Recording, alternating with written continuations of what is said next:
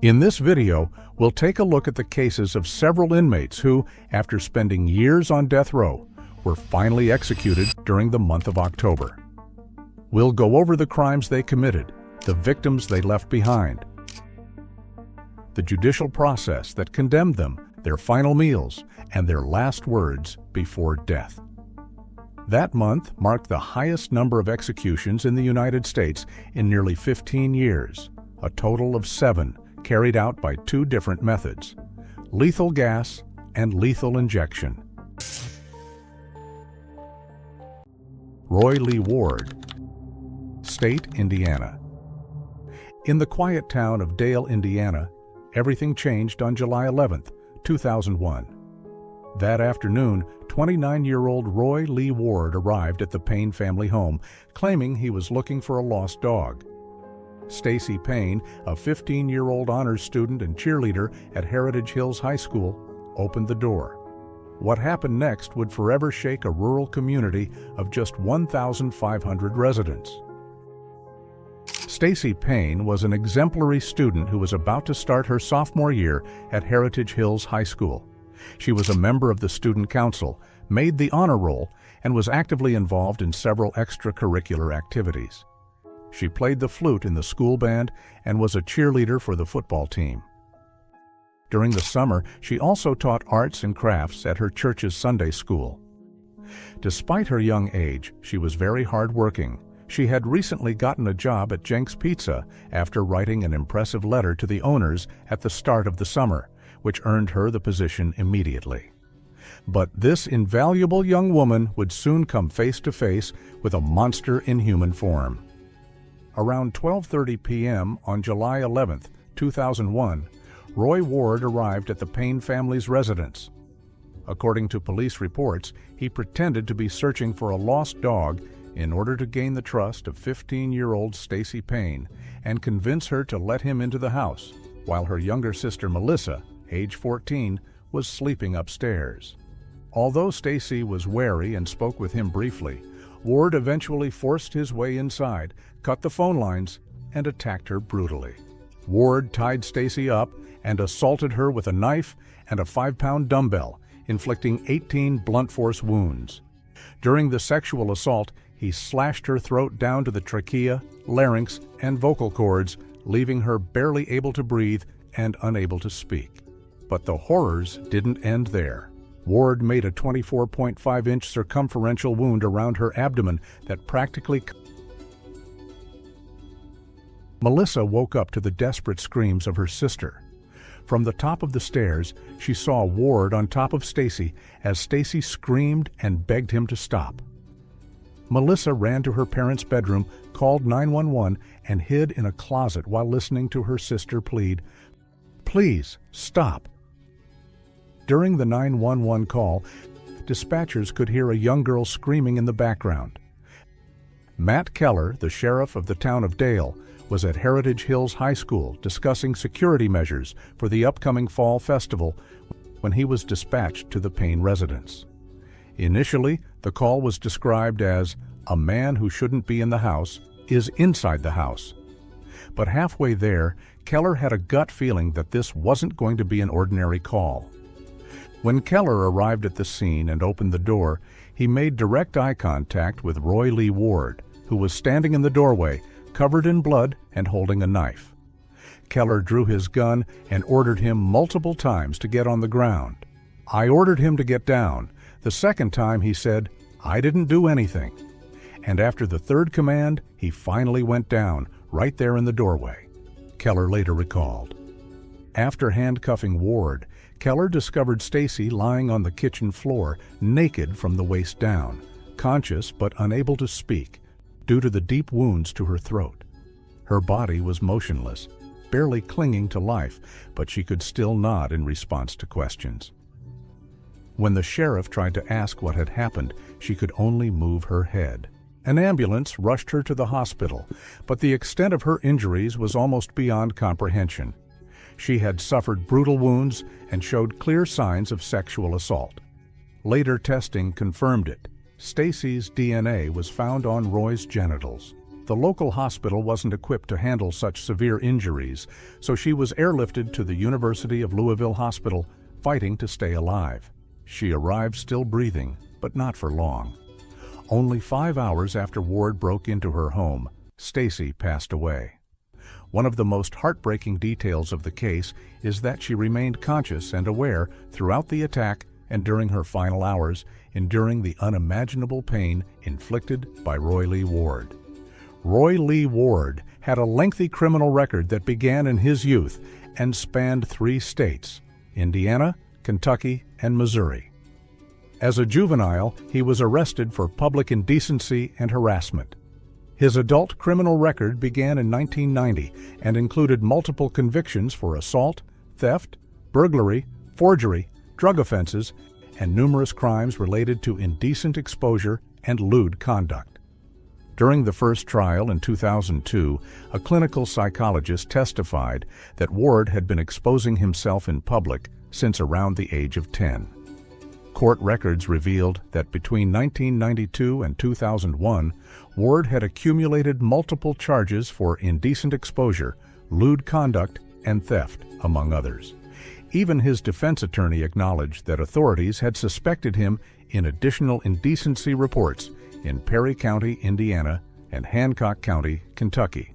Ward had been sentenced to the Department of Corrections multiple times and had been given several opportunities for community supervision, failing many of them. At the time of the 2001 crime, he was on probation for a burglary in Missouri.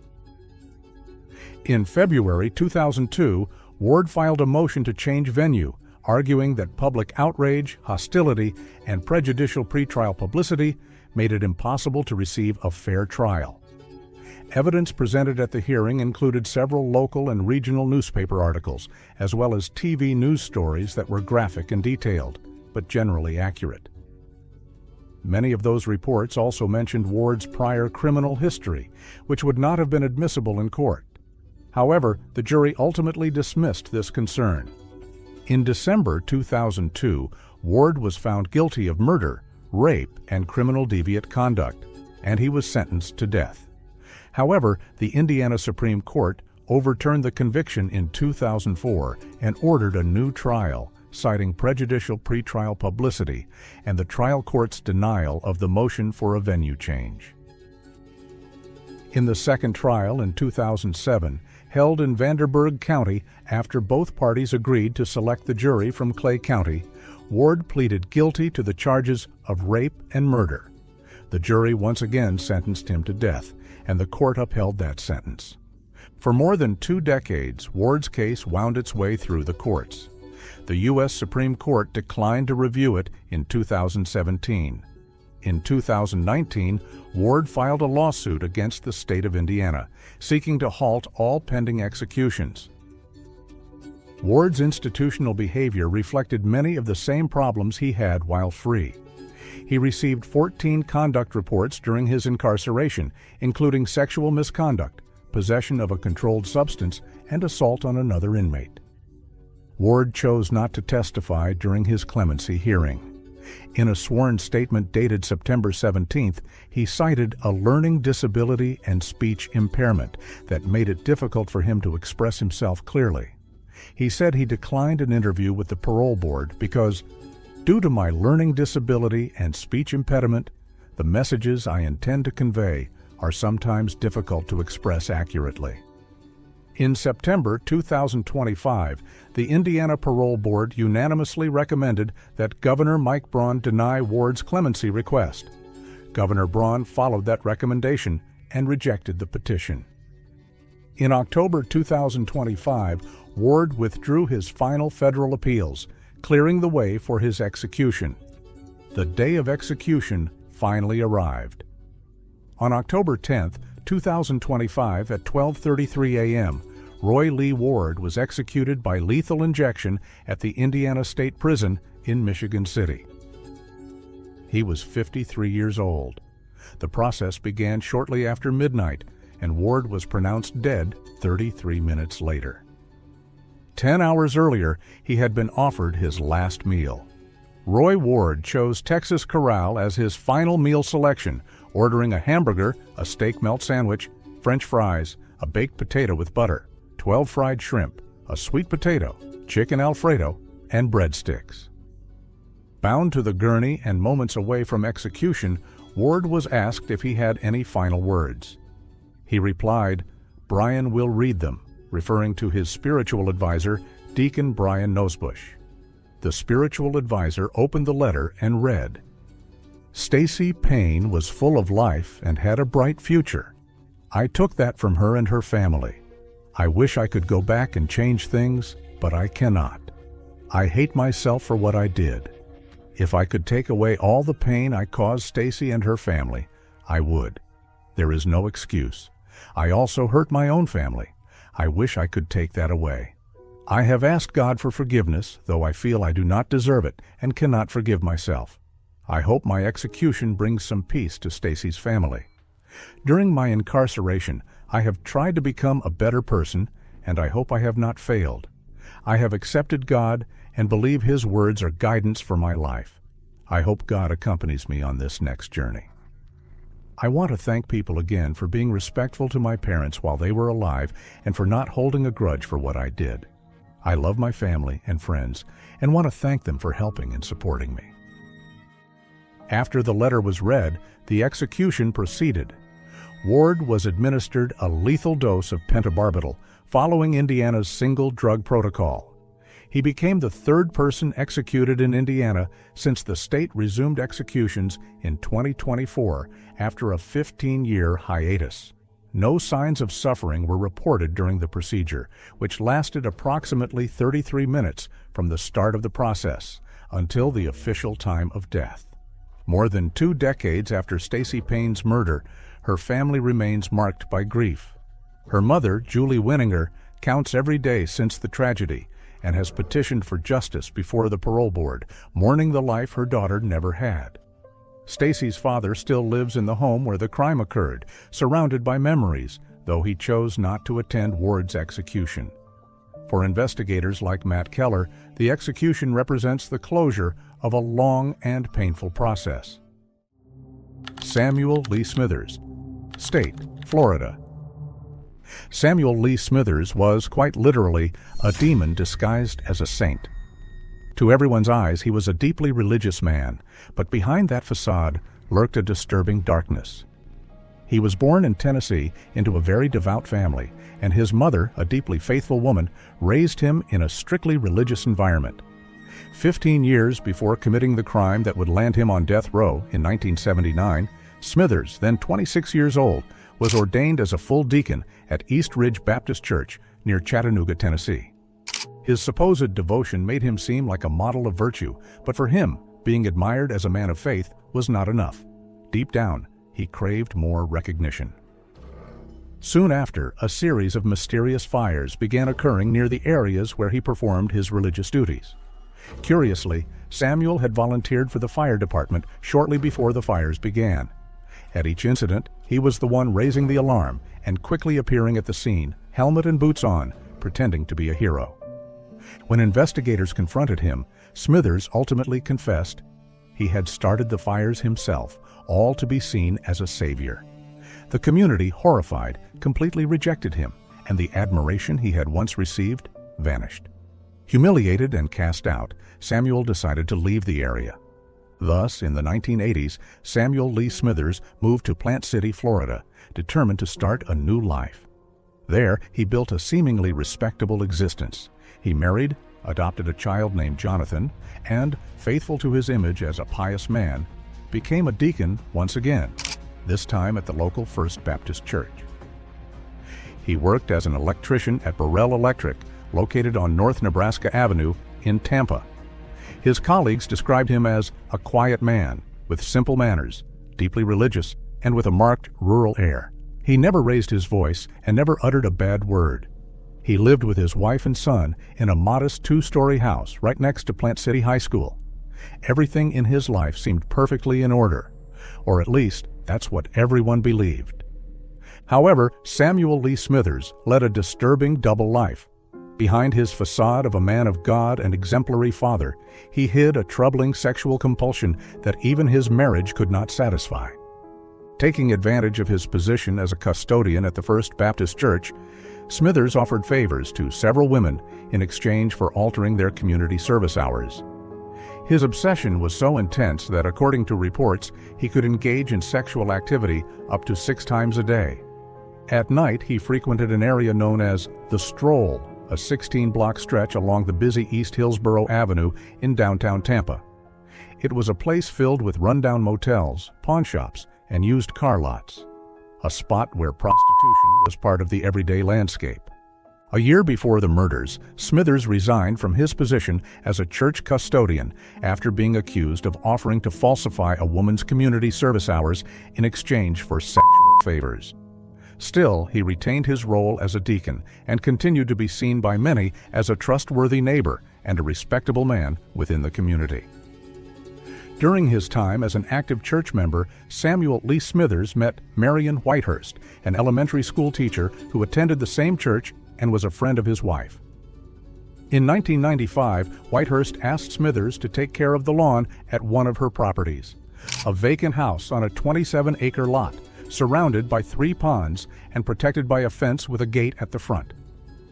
She gave him a key to access the grounds, but not to the house itself. No one could have imagined that this peaceful place would later become the scene of his most heinous crimes. The first murder occurred on May 12, 1996. That day, Smithers encountered Denise Elaine Roach, a 24-year-old woman, mother of 2 daughters, known on the streets of Tampa by the nickname New York. She was a Jamaican prostitute who had struggled with addiction from a very young age and had multiple prior arrests for drug-related offenses. Smithers hired her services at a motel and took her to Whitehurst's property. According to his initial statement to the police, he claimed the death was an accident. He said he had argued with Roach, pushed her against a wall inside the house, and a piece of wood fell on her face. He alleged that when he returned the next day, he found her lifeless. But forensic evidence revealed a completely different story. Roach's body was found floating in one of the ponds in an advanced state of decomposition. Experts determined she had been there between 7 and 10 days. She had 2 cuts in her clothing caused by a sharp object, a fractured face and skull, 16 stab wounds, several penetrating the bone, and clear signs of manual strangulation. The coroner's report was unequivocal. Denise Roach died as a result of a combination of strangulation and multiple stab wounds. 16 days later, on May 28, 1996, Samuel Lee Smithers killed again. This time, the victim was Christy Elizabeth Cowan, a 31-year-old woman. In her youth, Christy had been an exemplary student with dreams of becoming a nurse, but life was not kind to her. Personal problems, addictions, and arrests for drugs and prostitution led her down a path she never escaped. She was a mother of 2, and according to those who knew her, she had a strong and defiant personality. She wasn't afraid to confront clients who refused to pay and sometimes even stole from them. A friend of Denise Roach, the first victim, reported seeing Christy get into a pickup truck with a Bad Boys sticker on the rear window shortly before her disappearance. That clue would prove crucial. Hillsborough County detectives reviewed surveillance footage and found a video showing Smithers and Cowan together at a convenience store. They bought potato chips and an orange Minute Maid drink. The video's timestamp was 6:19 p.m. on May 28, 1996. Forensic examination of Christy Cowan revealed a scene even more gruesome than the previous one. She had foam around her mouth, indicating she may have died from suffocation or drowning. She had an eye injury, a deep laceration under her lip, a severe blow to the jaw, an axe wound on the top of her skull that penetrated her brain, and another behind her ear. Additionally, there were clear signs of manual strangulation. On the evening of May 28, 1996, around 7 p.m., Marion Whitehurst decided to stop by her property. Upon arriving, she noticed the gate was locked, but she opened it and drove up to the house. In front of the garage, she saw Samuel Lee Smithers' pickup truck parked. Smithers was inside the garage, cleaning a long-handled axe. When Whitehurst asked what he was doing there, he calmly replied that he had returned to trim some tree branches. However, while they spoke, she noticed something that made her shiver: a pool of blood on the garage floor. Without losing his composure, Smithers assured her that it was probably some animal that had passed through and that he would take care of cleaning it up. Whitehurst pretended to believe him, but left with an unsettling feeling she couldn't ignore. On her way home, she remembered seeing drag marks in the grass, extending from the garage to one of the property's ponds. That night, driven by suspicion, she called the Hillsborough County Sheriff's Department. Hours later, Officer Skolnick arrived at the scene. The pool of blood had already been cleaned, but the drag marks remained, perfectly visible under the light of his flashlight. Investigators began a thorough search of the property. What they found in the murky pond water confirmed their worst fears. The bodies of Denise Roach and Christy Cowan were there, submerged, brutally beaten, strangled, and left to die. That same night, Samuel Lee Smithers was arrested. The man who had presented himself for years as a servant of God had turned out to be a ruthless murderer. When questioned by authorities, Samuel Lee Smithers tried to maintain his facade of innocence. He denied any involvement in the deaths of Denise Roach and Christy Cowan, claiming he had no idea how their bodies had ended up in the pond. But as the interrogation progressed, his story began to unravel. Eventually, he confessed. He stated that he had struck Christy Cowan with an axe during an argument over money, and believing her dead, dragged her by the feet to the pond and threw her in, still alive. He also admitted to having a confrontation with Denise Roach inside the house, claiming he pushed her against a wall and a piece of wood fell on her. He said that when he returned the next day, he found her lifeless. But his version did not match the brutal forensic evidence. The wounds, signs of strangulation, and the crime scene all pointed to uncontrolled violence far beyond an accident. During his 1998 trial, Smithers completely changed his story. On the stand, he claimed that everything was part of a blackmail and drug trafficking scheme. He alleged that an unknown man had threatened to show his wife a compromising photo if he didn't allow him to use the property for business. According to him, he received money in exchange for leaving the gate open and testified that he witnessed the murders but never participated directly. "I had never done anything like this before, but it was easy money," he told the jury. However, neither his tone nor his words were convincing. Prosecutors described him as a man leading a double life, a deacon and family man on the outside, but a cold, calculating predator when the lights went out. After just 90 minutes of deliberation, the jury had no doubts, guilty of 2 counts of first-degree murder. During the sentencing phase, some of his family members spoke about the harsh childhood they had shared, marked by extreme religious upbringing and severe physical punishment. But even that was not enough to mitigate the severity of his crimes. The jury unanimously recommended the death penalty. Over the years, new suspicions arose. Investigators began to believe that Smithers may have been involved in other unsolved homicides, including that of Marcel Delano, a woman whose body was found in 1989 in a wooded area just 2.5 miles from the location where the bodies of Roach and Cowan would later be discovered. During 26 years on death row, Samuel Lee Smithers filed multiple appeals and federal habeas corpus petitions, all of which were denied by the respective courts. In his direct appeal, the Florida Supreme Court upheld his convictions and sentences. In September 2025, after Governor Ron DeSantis signed the execution order, Smithers filed a post-conviction motion claiming that executing him at age 72 would constitute cruel and unusual punishment due to his advanced age. His attorneys argued that executing an elderly person violated the Constitution and lacked a legitimate penal purpose. A physician who evaluated Smithers for 5 hours on September 18th noted significant deterioration in his IQ and verbal comprehension. Despite these arguments, the Florida Supreme Court dismissed the motion on October 7, 2025, ruling that the claim was untimely and procedurally barred under Florida criminal procedure.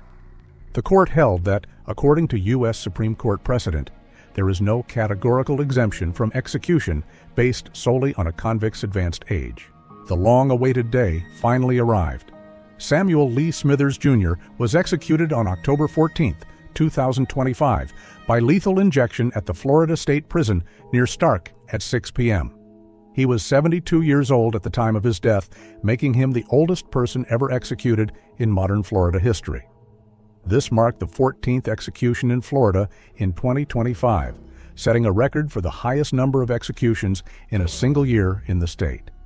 Bound to the gurney and moments away from execution, when asked if he had any final statement, Smithers said, "No, sir." The execution proceeded without reported complications. Smithers was officially declared dead shortly after 6:15 p.m., and no signs of distress were documented during the lethal injection procedure. For those who want to explore the case of Samuel Lee Smithers further, there are 2 books on the subject. One of them is Deacon of Death, Sam Smithers, The Serial Killer Next Door, by author Fred Rosen. Based on exclusive interviews with Smithers' wife, who described her husband as a devoted father and husband, Rosen examines how a man raised in a deeply religious home in Tennessee and seen as a man of God could commit such horrific crimes. Lance Colin Shockley, State, Missouri. It all began on the night of November 26, 2004, when 27-year-old Shockley decided to go for a drive with Jeffrey Bayless, his sister-in-law's fiancé. The two were good friends who enjoyed spending time together, and that night, Jeffrey allowed Lance to drive his truck as they cruised through the roads of Van Buren, Missouri. Between laughter, drinks, and jokes, everything seemed peaceful, until everything changed in seconds. Shockley lost control of the vehicle and violently crashed into a ditch. When he regained consciousness, he saw Jeffrey dying inside the truck. In a panic, he walked to the nearest house, that of Ivy and Paul Napier, and told them there had been an accident, asking for help.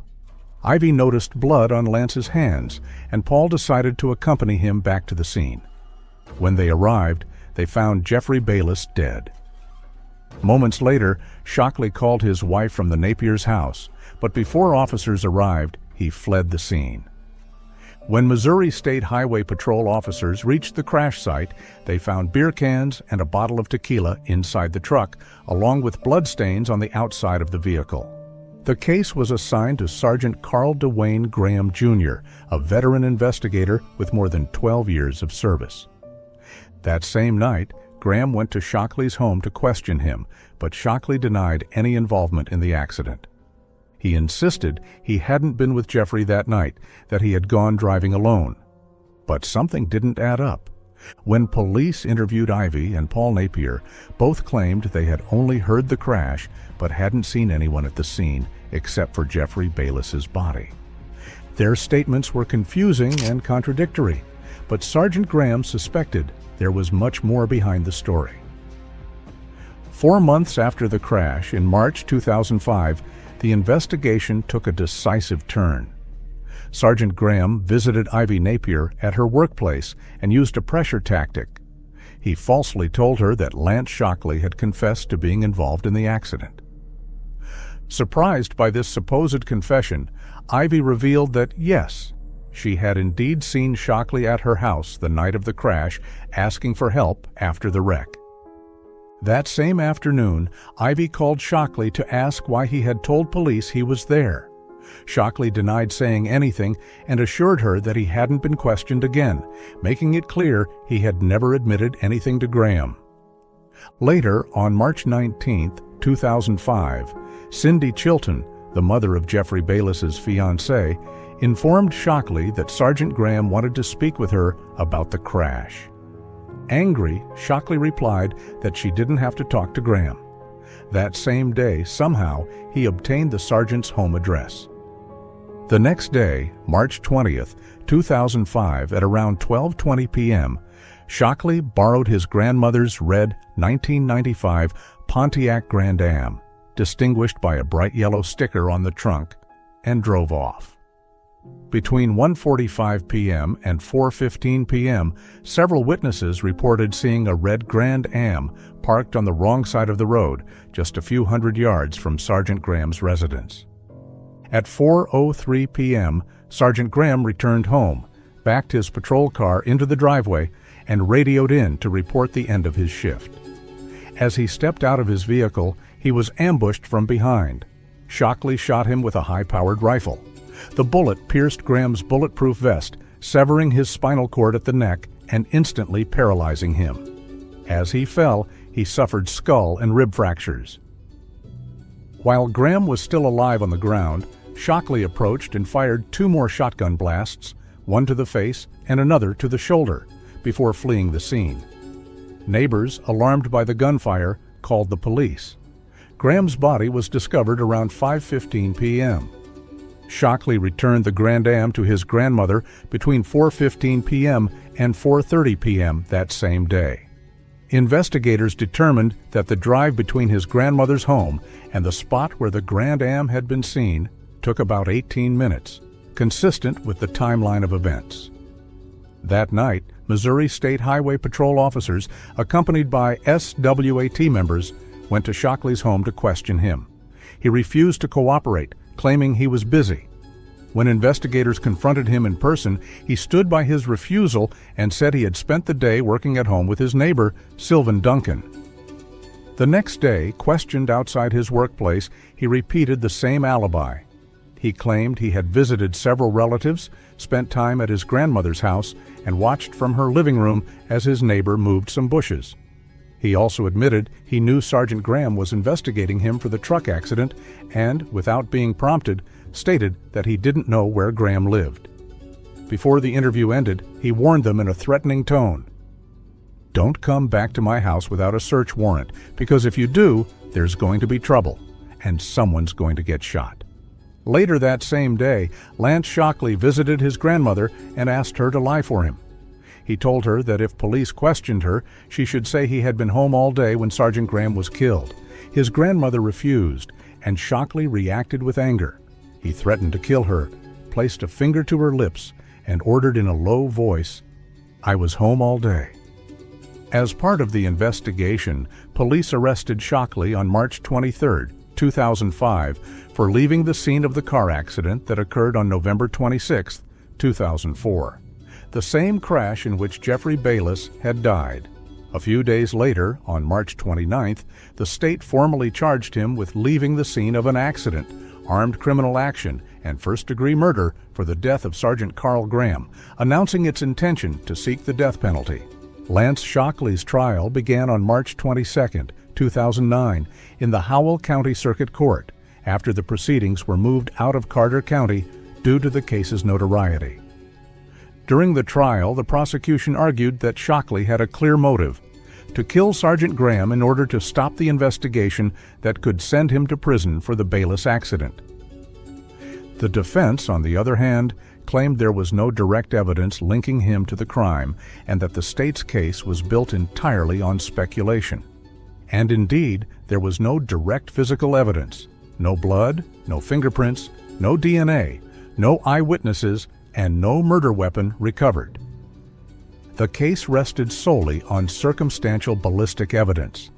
Experts determined that the rifle bullet recovered from Sergeant Graham's body was a .22 to .24 caliber round, consistent with a .243 rifle. Similar bullet fragments were found on a property belonging to Shockley's uncle, which the state considered an incriminating coincidence. But even within the state's own forensic team, doubts emerged.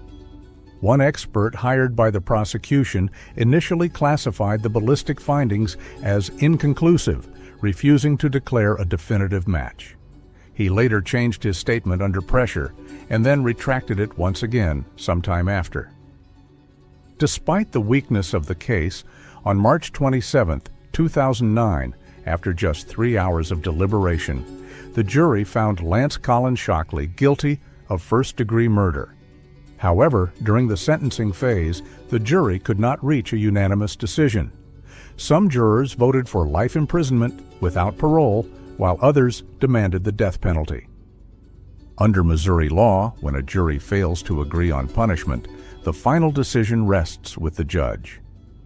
Thus, on May 22, 2009, Judge David Evans of the Carter County Court sentenced 32-year-old Lance Shockley to death. During his more than 16 years on death row, Shockley worked as a prison cobbler and embraced a deep religious faith. However, he never admitted guilt, maintaining until the end that he was innocent of Sergeant Graham's murder. Over the years, all of his appeals were denied, first by the Missouri Supreme Court, then by the Federal District Court, the Eighth Circuit Court of Appeals, and finally by the United States Supreme Court. On October 13, 2025, one day before his execution, Governor Mike Kehoe denied the clemency petition filed by his attorneys. After more than 16 years on death row, Lance Colin Shockley was executed on October 14, 2025 at 6 p.m. by lethal injection at the Eastern Reception, Diagnostic and Correctional Center in Bonne Terre, Missouri. He was 48 years old at the time of his death. It was the first execution carried out in Missouri in 2025 and the first under Governor Mike Kehoe's administration. At 6:13 p.m., the prison warden pronounced him dead. That day, Shockley woke up at 7 a.m. He showered, spoke with his spiritual advisors, and spent his final hours with his family and children, who were allowed to visit him before the execution. For his last meal, he asked for something simple. In addition to the regular prison menu, he requested peanut butter, 3 packets of oatmeal, water, and 2 sports drinks. At 6 p.m., the curtains to the execution chamber opened. Shockley lay strapped to the gurney, dressed in a white shirt and covered with a white sheet up to his chest. His head rested on a pillow as he looked toward the witness area, where several of his loved ones were seated. A woman among the witnesses appeared to speak to him from behind the soundproof glass. The two exchanged a few words. Shockley then nodded several times and murmured something that could not be heard.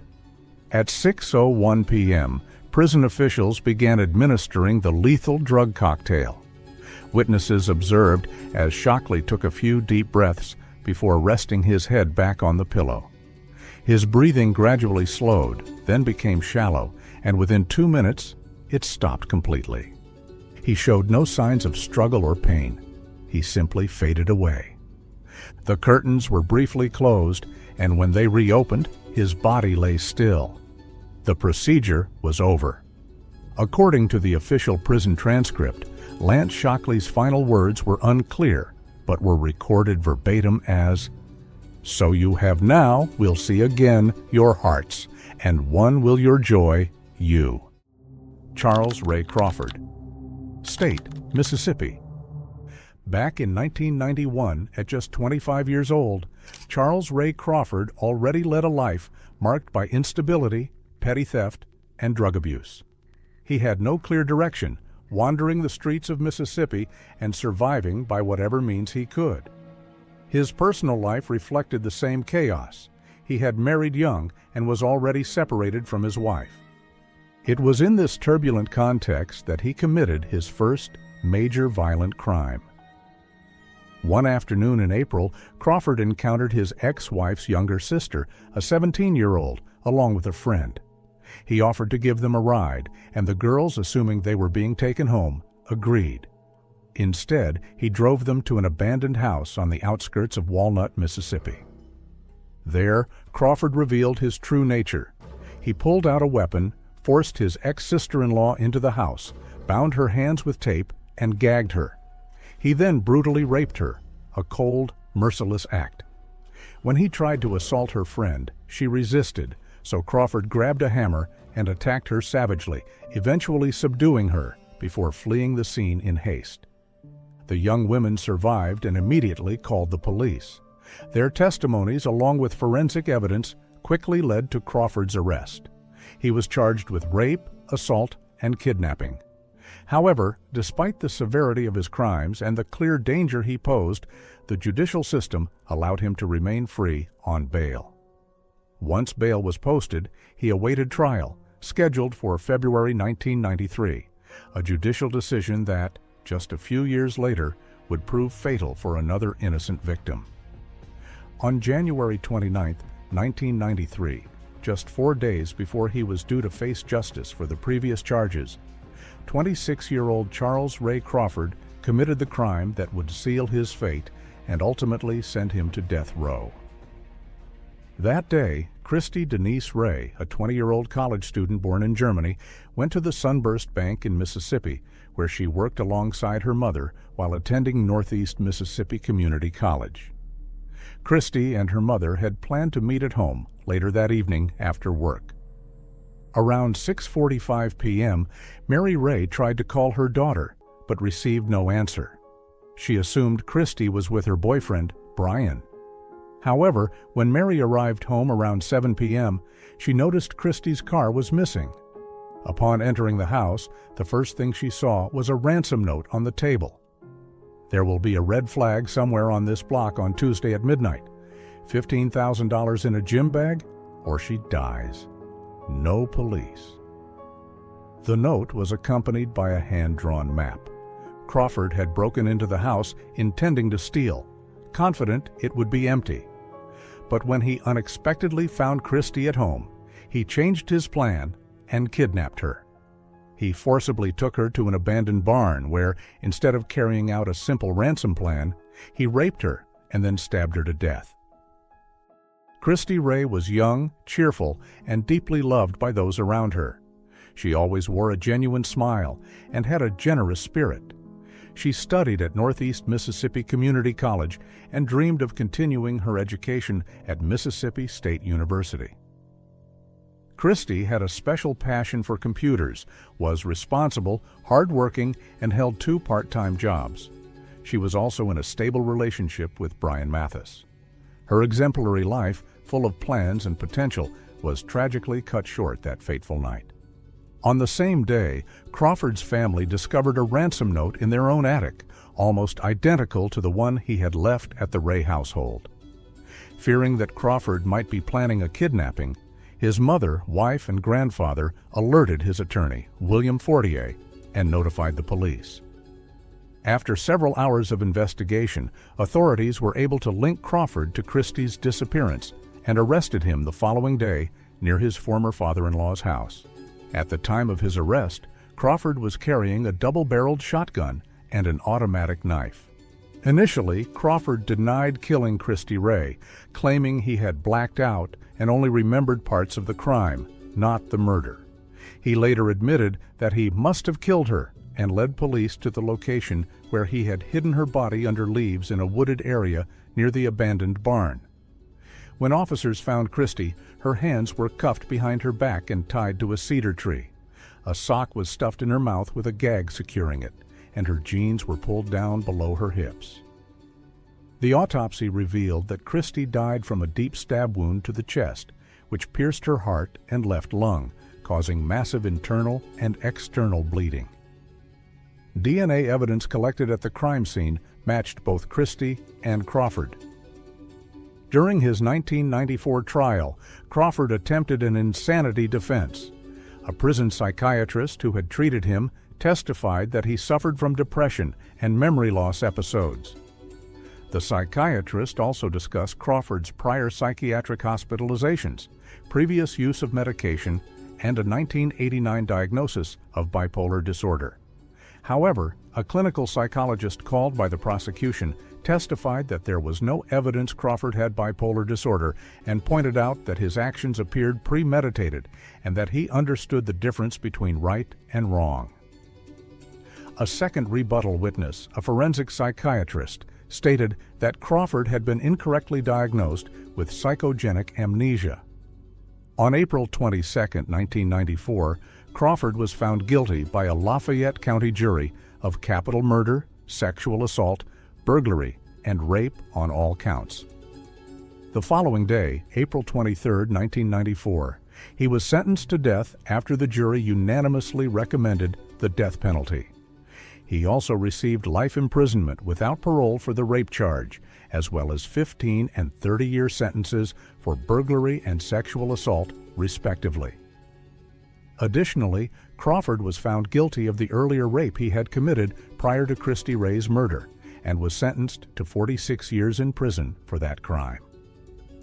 Over more than 3 decades, Crawford made numerous unsuccessful attempts to overturn his death sentence. In February 2014, the Mississippi Attorney General initially requested the state Supreme Court to schedule execution dates for Crawford and another inmate. However, on March 31, 2014, the Mississippi Supreme Court refused to authorize an execution order for Crawford, ruling that he had not yet exhausted all appeals related to his rape conviction, which was still pending. As a result, Crawford was temporarily spared from execution until the appeals process was complete. On November 26, 2024, Mississippi Attorney General Lynn Fitch filed a motion with the state Supreme Court requesting an execution date for Crawford, who had by then exhausted all appeals related to his death sentence. Crawford's attorneys opposed the scheduling, arguing that he had not yet exhausted appeals for his other rape conviction, for which a final appeal to the U.S. Supreme Court was planned. On June 3, 2025, one day after the U.S. Supreme Court denied Crawford's final appeal regarding his rape conviction, Fitch filed a renewed petition to set a new execution date for him. The day had finally come. On October 15, 2025, Charles Ray Crawford was executed by lethal injection at the Mississippi State Penitentiary in Parchman at 6 p.m. He woke at 7 a.m., calm and prepared to face the day. He spent his final hours with family members and a pastor of his choosing. At noon, he was offered his last meal, a double cheeseburger, French fries, peach pie, and chocolate ice cream, which he accepted quietly. Behind the glass, Crawford lay strapped to the gurney, covered with a white sheet that revealed only a small part of his red shirt. To his right stood Mearle Cain, Commissioner of the Mississippi Department of Corrections, and to his left, Mark McClure, Regional Superintendent. 3 other MDOC officials were at his feet, including a woman with a stethoscope. McClure then asked for Crawford's final words. "To my family, I love you. I am at peace. I have the peace of God," Crawford said. To the victim's family, true peace and closure cannot be found without God. Thank you, God, for giving me the peace I have. At 6:02 p.m., Crawford received the first drug of the 3-drug protocol, swallowing with a barely noticeable gesture. His chest began to move rhythmically 2 minutes later. A man wearing a baseball cap and sunglasses approached to check his consciousness, pressing on his sternum before stating, "In my professional opinion, this man is unconscious." Between 6:06 and 6:10 p.m., Crawford's lips and mouth moved slightly, trembling once. At 6:11 p.m., all movement ceased. The room fell into an absolute silence. Finally, at 6:15 p.m., Charles Ray Crawford was pronounced dead. The curtain of Unit 17 slowly closed, marking the end of a life that had spent more than 3 decades under the shadow of death row. Richard Kenneth Djerf, State, Arizona. In January 1993, 23-year-old Richard Djerf met Albert Luna Jr. while both were working as night custodians at a Safeway supermarket in Phoenix, Arizona. Over time, they developed a friendship, though it was based on criminal activity. Together, they committed robberies and petty crimes. Djerf had told Albert that he had recently acquired some new electronic items. However, their relationship ended abruptly when Luna Jr. decided to rob Djerf's apartment. Among the stolen items were several electronic devices, including a television, a VCR, a stereo system, a cassette player, and an AK-47 assault rifle. Djerf reported the theft to the Phoenix police, naming Albert Luna Jr. as the main suspect. However, after months with no progress in the investigation and feeling ignored by the authorities, his frustration turned into deep rage. Determined to take justice into his own hands, Djerf began planning his revenge. What began as a simple theft of material possessions would ultimately trigger one of the most brutal and merciless crimes in Arizona's history. On September 14, 1993, approximately 9 months after the robbery, Djerf carried out his plan for revenge. Around 10 a.m., he arrived at the Luna family's home in West Phoenix, carrying artificial flowers in a vase as a pretext to enter the house. When Patricia Luna, 42 years old and mother of Albert Luna Jr., opened the door thinking she was receiving a floral delivery, Djerf violently forced his way in, brandishing a 9mm Beretta pistol. At that moment, only Patricia and her youngest son, Damien, aged 5, were at home. Djerf tied Patricia up with duct tape, initially allowing the child to move freely. Shortly thereafter, he took Damien hostage and forced Patricia to free herself so she could load various electronic items and valuables from the house into the family car. He then took them to the kitchen, where he tied them to chairs with rope and black electrical tape covering their mouths with gags. For hours, Djerf tormented Patricia with cruel questions, demanding to know whether she or her son and where her husband, Albert Luna Sr., was. The psychological suffering he caused her was devastating. Patricia remained immobilized, not knowing when her end would come, while watching in horror as her young son was helpless. Around 3 p.m., when 18-year-old Rochelle Luna returned home from school, Djerf turned his attention to her. He took her to his bedroom, where he gagged her with toilet paper and duct tape, tied her wrists to the bed, cut her clothes with a knife, and assaulted her. Rochelle suffered extremely serious injuries during the assault. After raping her, Djerf repeatedly stabbed her in the chest and slit her throat, killing her. He also inflicted multiple wounds to the back was still alive, and a superficial stab wound, probably post-mortem, to her right temple. In addition, Rochelle's earring had been torn through her earlobe. At some point, while she was still alive and gagged, Rochelle vomited behind the gag and aspirated the vomit, contributing to her agony. After the incident, Djerf returned to the kitchen and informed Patricia that he had raped and murdered her daughter.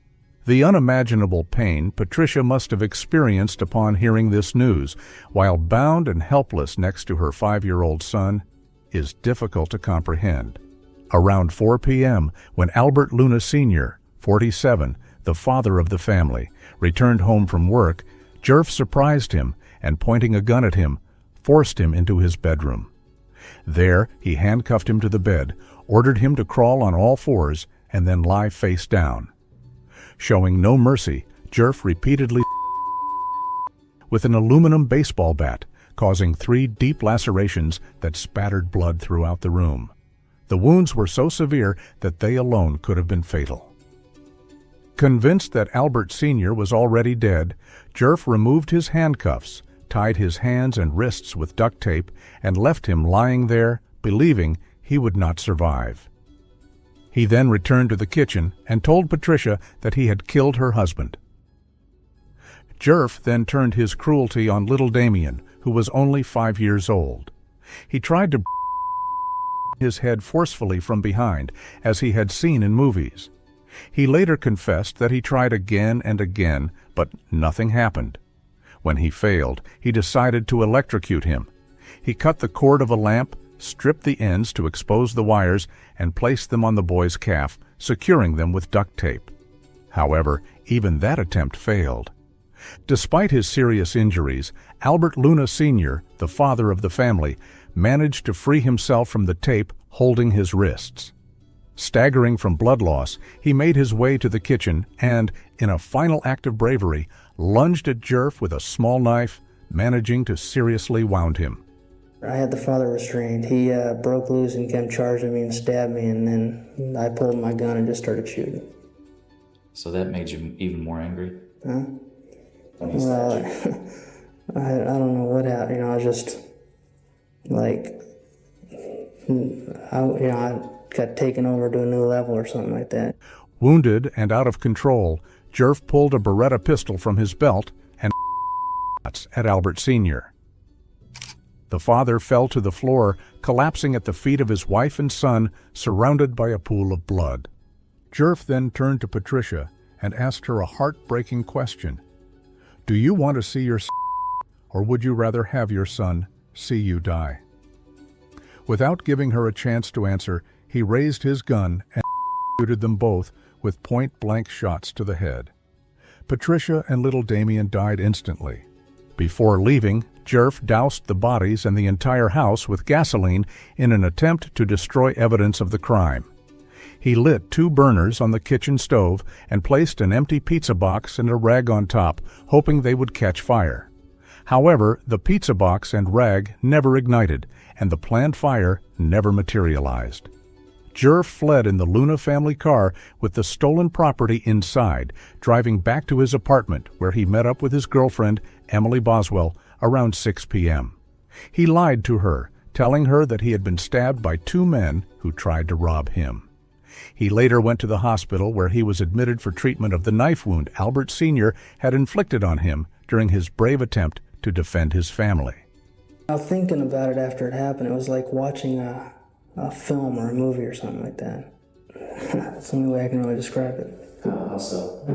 How so? How was it like a film? It was just like I was watching myself do it. Albert Luna Jr. hadn't returned home on the night of September 13th and didn't come back until 11:45 p.m. the following day, September 14th, the day the murders took place.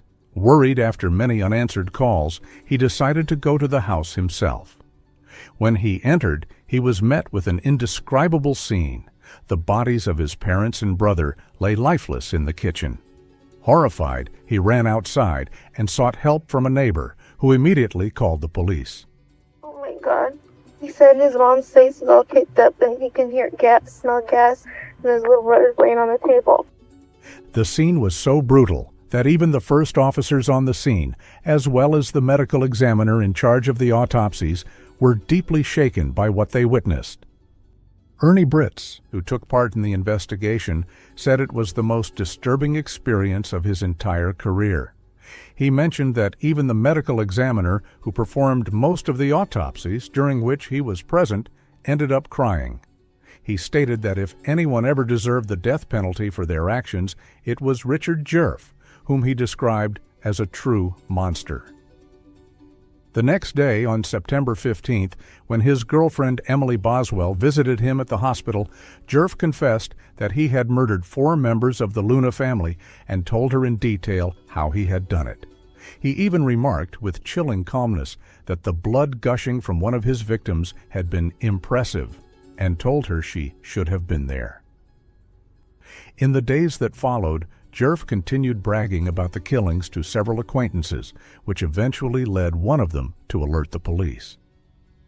On September 18, 1993, Phoenix authorities searched his motel room, his car, and his apartment.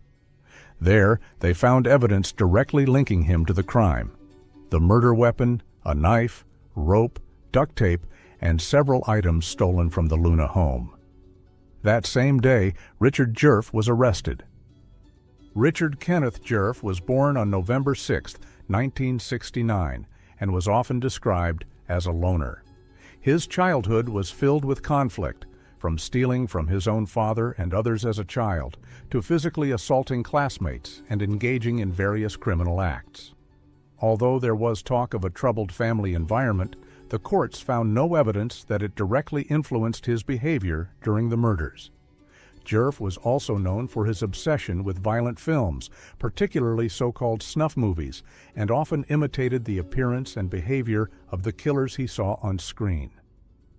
On October 29, 1993, while being held without bail, Richard Djerf attempted by with an improvised blade he had made using metal pieces from a Halloween greeting card he'd received. This attempt led authorities to order a psychiatric evaluation to determine whether he was mentally competent to represent himself in court. A grand jury formally indicted him on 4 counts of first-degree murder, as well as charges of robbery, kidnapping, sexual assault, aggravated assault, attempted arson, theft, and unlawful use of a prohibited weapon. Attorneys Michael Vaughn and Alan Simpson were appointed to represent him, and they served as his defense counsel for over a year throughout various court hearings. In February 1995, Djerf sent a letter to the judge expressing his frustration with his attorney's performance, alleging poor communication and a lack of interest in his case. He requested that both lawyers be removed and asked for permission to represent himself under Rule 11 law. During a subsequent hearing, the judge questioned him extensively to ensure he fully understood the consequences of waiving his right to legal counsel and the risks of representing himself in a case that could lead to the death penalty. Although his attorneys considered Djerf mentally competent, they warned him that acting on his own would be a grave mistake. Despite their recommendations, the judge determined that Djerf had knowingly, intelligently, and voluntarily waived his right to an attorney and allowed him to represent himself. On August 16, 1995, Djerf reached a plea agreement with the state, pleading guilty to 4 counts of first-degree murder for the deaths of Albert Sr., Damien, Patricia, and Rochelle Luna, with no limits placed on sentencing for the murder charges. In exchange, the state agreed to drop the remaining non-capital charges. During the plea change hearing, the judge conducted a thorough examination and accepted Djerf's guilty pleas. Djerf believed that by pleading guilty, he might be less likely to receive the death penalty, even though Judge Michael Ryan warned him that capital punishment was still possible. That assumption would prove to be fatally wrong. The state presented its aggravating circumstances over the course of 5 days in October 1995. On May 22, 1996, after an extensive aggravation and mitigation hearing that included expert testimony and evidence concerning Djerf's mental health, the court issued its special verdict. What if he says the death penalty? I expect death penalty. That way, if I do get it, I won't be devastated. The court sentenced Djerf to death for each of the 4 counts of first-degree murder. When the judge pronounced the multiple death sentences, Djerf mockingly remarked, "They can only kill me once." The judge who sentenced him in 1996 stated that Djerf had enjoyed the time he spent killing the Luna family as revenge against his friend for robbing his apartment. With 110 inmates on death row and following the execution of Aaron Gunches on March 19, 2025, speculation arose that Richard Djerf would be next in line to be executed. On May 22, 2025, exactly 29 years after he was first sentenced to death, the Office of Arizona Attorney General Chris Mays formally requested that a date be set for his execution. It was initially expected that Djerf would receive his death warrant on August 19, 2025, for a proposed execution date of October 9, 2025. However, on August 19th, the Arizona Supreme Court granted the warrant, scheduling Djerf's execution by lethal injection for October 17, 2025. On September 18, 2025, exactly 32 years and 4 days after his arrest, Djerf wrote a 3-page handwritten letter to the media in which he apologized for the murders and stated that he would not seek clemency from the state regarding his upcoming execution. In his note, Djerf reaffirmed that he would not seek relief from the state's clemency board. He wrote, "If I can't find a reason to spare my own life, why should anyone else? I hope my death brings some peace." On September 14, 1993, I forced my way into the Luna family home and brutally murdered 4 innocent people in a cruel, heinous, and depraved manner, he wrote. Reflecting on his victims' names, he added, "How could I look at those names, think about who they were and who they could have become, and ask that my life be spared?" Djerf expressed remorse toward Albert Luna Jr., his former roommate, whom he called an innocent victim. "No part of what I did to his family, or why, was his fault," Djerf wrote. "I became consumed by a vengeful obsession over a trivial matter I held against him." Albert Luna Jr., the only surviving member of the family, has lived for 32 years with the trauma of discovering the bodies of his parents and siblings. The Associated Press was unable to locate contact information for Luna Jr. through phone listings, court records, or inquiries with legal representatives involved in the case, but he remains alive. Finally, the day of Richard Kenneth Djerf's execution arrived. On October 17, 2025, Richard woke up at 4 a.m. He took a shower, received a visit from a spiritual advisor, and spent his final hours in silence. His last meal had been offered the night before, a double hamburger with lettuce and tomato, fried onion rings with ketchup, and a slice of cherry pie with whipped cream. Before the procedure, he was given tranquilizers to ease his fear of execution. At 10 a.m., he was escorted to the execution chamber. At 10:34 a.m., officials began attempting to insert the intravenous line. After several minutes, the drug began to flow. The entire process lasted about 6 minutes, and at 10:40 a.m., his death was officially pronounced. Throughout the procedure, he remained silent, eyes closed. When given the chance to speak his final words, he said nothing. The execution proceeded without incident, aside from the initial delay in finding a suitable vein. The viewing room remained dark, with only a dim light illuminating the scene. There were no protests or public disturbances outside. Anthony Boyd, State, Alabama.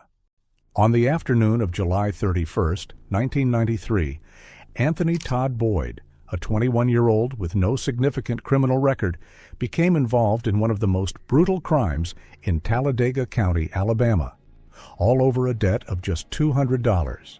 Around 5:30 p.m., Boyd was near some apartments in Anniston. From there, he contacted his group, with whom he had been selling drugs in the area for months. The group consisted of 4 young men who, despite their age, were already deeply involved in the drug trade. For weeks, they had been angry with an addict named Gregory Huguley, who owed them $200 for a cocaine purchase. That afternoon, they decided they had had enough. The group, Anthony Boyd, Glenn Addy, Sean Ingram, Marcel Ackles, and Quinte Cox, gathered with a single goal: to settle Huguley's debt. Cox brought along a Mac-11 automatic pistol, and together they got into a blue van rented by Ackles. With the weapon ready and anger boiling, they began driving through the streets of Anniston searching for Huguley. When they finally found him, it was Ingram who got out of the vehicle armed. He pointed the gun at Huguley and forced him into the van, while Huguley pleaded through tears, "Please, don't kill me." Without hesitation, they shoved him inside and drove off. Huguley begged for more time, promising he would pay his debt, but he had no money at that moment. His pleas went unanswered. After kidnapping him, the group stopped at a gas station, where Ackles bought gasoline in a plastic container. They then drove to a baseball field in Munford, a rural area of Talladega County. Between 7 and 8 p.m., as darkness began to fall, Ingram ordered Huguley to lie down on a bench. According to Quinte Cox, who would later become a key prosecution witness in exchange for a reduced sentence. Ackles tied Huguley's hands and mouth with duct tape, while Boyd held his feet to the bench. Ingram then poured gasoline over Huguley's body, created a trail of fuel a few feet away, and ignited it with a match. The flames spread immediately. The group watched motionless for 10 to 15 minutes as Huguley burned alive, desperately trying to roll off the bench, until he finally stopped moving. Gregory Huguley's body was discovered the following day, on August 1st, 1993. It lay beneath a tree in the same Munford baseball field, completely burned. The scene was harrowing. Investigators were able to identify him through the fingerprints that remained on some of his fingers, confirming that it was indeed Gregory Huguley. Weeks after the murder, in September 1993, Talladega County authorities went to Boyd's home to question him. His younger brother Maurice, only 8 years old at the time, recalled how their mother begged Anthony not to speak with the police. But Boyd, confident he had nothing to hide, agreed to go voluntarily. He never returned home. Anthony Todd Boyd's trial began in March 1995 in Talladega County. The case was led by District Attorney Robert Rumsey. The key testimony came from Quinte Cox, one of Boyd's co-defendants, who signed an agreement with the prosecution to avoid the death penalty. Initially, Cox refused to testify, exercising his constitutional right, but Judge Jerry Fielding, DA Robert Rumsey, and even his own attorneys pressured him intensely. They warned that if he did not cooperate, he could face the electric chair. After long hours of hearings, Cox relented and agreed to testify against Boyd in exchange for a life sentence with the possibility of parole. Boyd was just 23 years old when he faced the jury. His defense attorney, public defender William Willingham, centered the defense on an alibi. Several witnesses claimed Boyd had attended a birthday party in Anniston on the night of July 31st, and then spent the night at a motel with his girlfriend. However, Willingham failed to call all available witnesses and did not thoroughly explore other lines of defense, leaving the case mired in doubt and disorganization. Rumsey, meanwhile, relied on Alabama's felony murder law, arguing that Boyd was equally responsible for Huguley's death, even if he hadn't lit the match himself. He explained to the jury with a simple analogy. In a bank robbery, if 3 people participate and one stays in the car while the other 2 go inside to commit the robbery, the driver is just as guilty as those who go in. After only 3 days of trial, the jury found Boyd guilty of capital murder during a kidnapping. The sentencing vote was 10-2 in favor of the death penalty. At that time, Alabama and Florida were the only states that allowed death sentences without a unanimous jury. With tears in his eyes, Boyd told the Anniston Star, "I will maintain my innocence until the day I die, which I suppose will be in the electric chair." The other participants faced very different fates. Sean Ingram, the only one armed, who dragged Huguley, poured gasoline, and set him on fire, was also sentenced to death. His jury voted 11-1 in favor of the death penalty, and he remains on Alabama's death row today. Marcel Ackles, who had rented the van and purchased the gasoline, was sentenced to life without parole. Quinte Cox, the prosecution's star witness and a key figure in Boyd's conviction, received life with the possibility of parole as part of his deal. He served only 16 years and was released in 2009. Notably, of all the criminals involved, Cox is the only one whose photo was removed from Alabama's prison database online. Anthony Todd Boyd spent more than 30 years on Alabama's death row at Holman Prison, steadfastly maintaining his innocence throughout.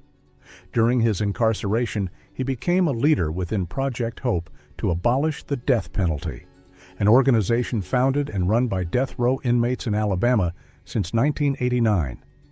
His family never stopped fighting for him. His younger brother, Maurice, only 8 years old when Anthony was arrested, spent 3 decades defending him. He didn't kill nobody. He did not. Please, can't somebody have compassion and not do this to him? If you could only know him, you would know he is not a bad person. And if anything happened, it was not his will, his fault, or anything. He's supposed to be innocent until proven guilty. But they already had tried and convicted him before he even went to trial. And it's not fair. Boyd's appellate lawyers argued for years that the trial was rife with irregularities.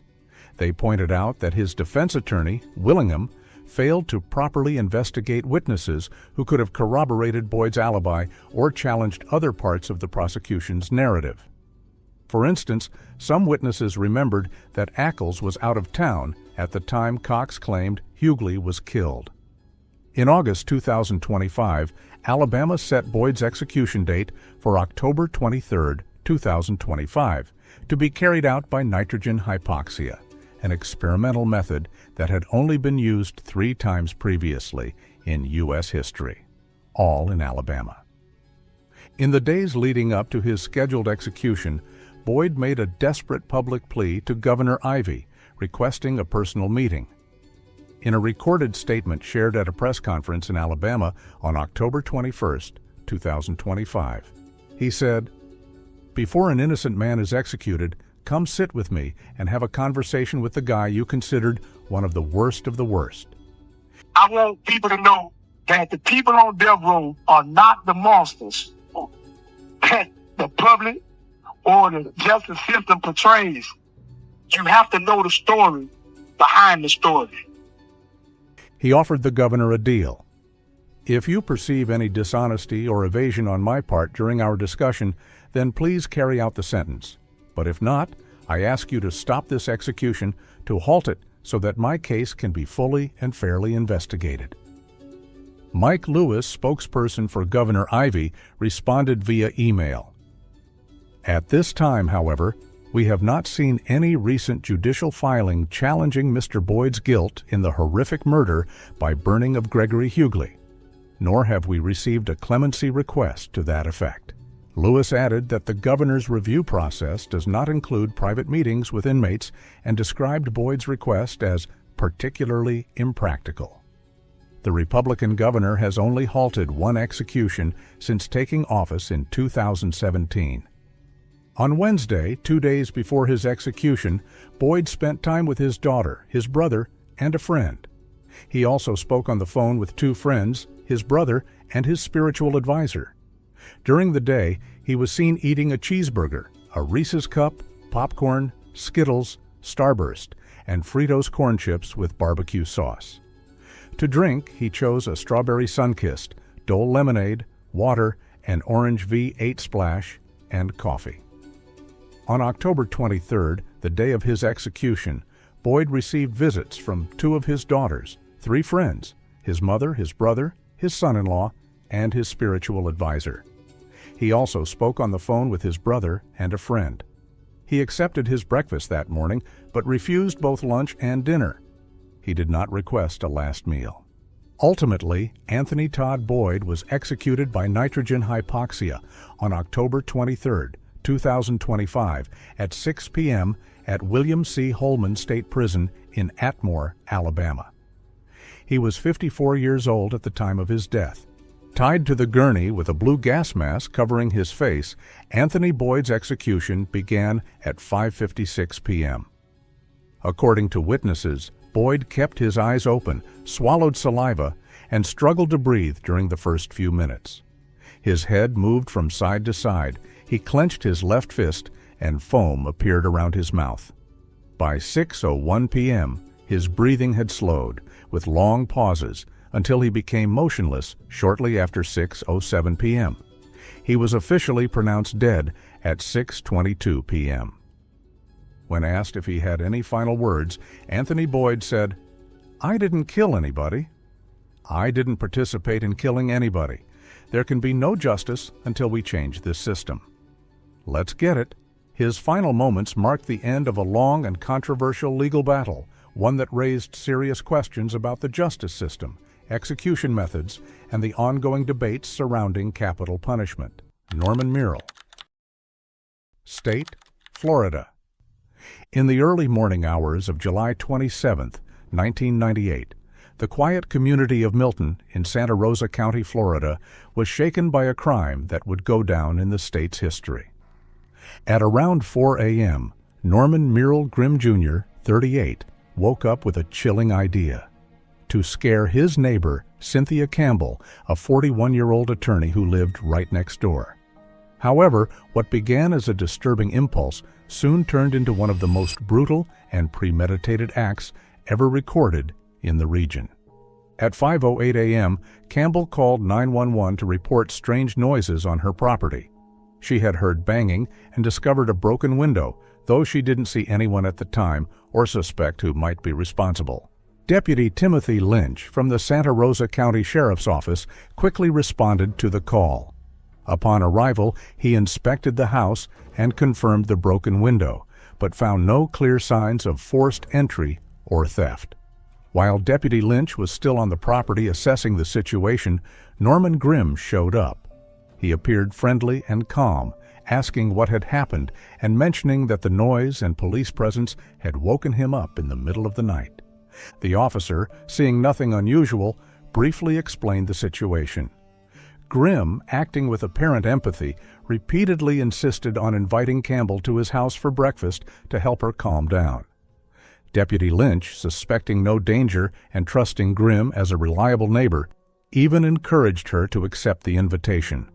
What neither of them knew was that this decision would turn out to be tragically fatal. Up to that point, Norman Grimm had been considered an exemplary neighbor. He had never shown strange behavior or given anyone a reason for suspicion. He earned a living doing construction and landscaping work in the neighborhood, which helped him gain the trust of many, including Cynthia Campbell herself. At around 7:20 a.m., Cynthia Campbell crossed the yard that separated her house from Grimm's and entered his home. What happened next was an act of extreme violence. As soon as she stepped inside, Graham attacked her with cold-blooded precision, using 2 different weapons to ensure her death. First, he grabbed a hammer and struck her repeatedly, 18 blows to the head and body. Then, with a knife, he stabbed her 11 times in the chest. 7 of those wounds were so deep they pierced directly through her heart.